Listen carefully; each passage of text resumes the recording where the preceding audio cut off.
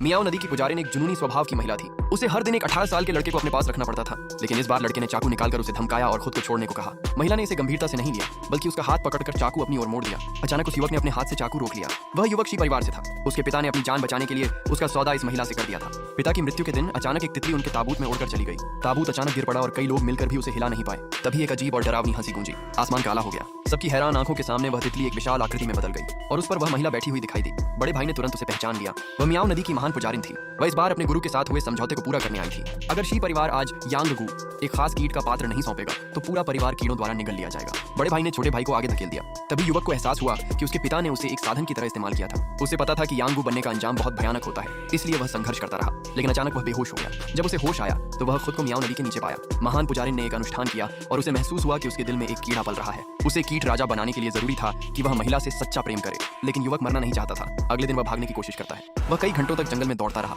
लेकिन अंत में फिर उसी जगह लौट आया। तभी उसके चारों ओर धुंध छा गई। कानों में कंपन हुआ और भूली हुई यादें लौट आईं। 15 साल पहले भी उसे कुछ लोग मारने के लिए पीछा कर रहे थे। तब वह गलती से मियाओ नदी में आ गया था। उसी तरह का कंपन हुआ था। एक रहस्यमयी महिला आई थी और उसका पीछा करने वालों को मार गिराया था। अब उसे एहसास हुआ वह महिला वही थी। महिला ने धीरे से उसकी गर्दन को छुआ और कहा, कुछ यादें भूल जाना ही बेहतर होता है। अब उसकी पुरानी यादें और सामने खड़ी महिला एक हो गई। वह बोली, तुम ठीक नहीं हो।